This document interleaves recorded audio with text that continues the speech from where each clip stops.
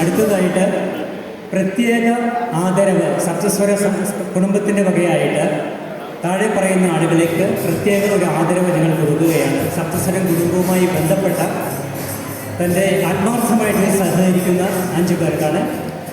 ആദ്യമായിട്ട് രാജു നാരായണൻ നമ്പൂതിരി, അല്ലെങ്കിൽ നമ്മുടെയൊക്കെ രാജു മാഷ്, അദ്ദേഹത്തിനാണ് ഈയിടെയായിട്ട് സപ്തസ്വര സംഗമത്തിൻ്റെ ഇത് കൂടാതെ ധാരാളം മേഖലകളിൽ തൻ്റെ കഴിവും വ്യക്തിവൈഭവവും തെളിയിച്ച ഒരു വ്യക്തിയാണ്.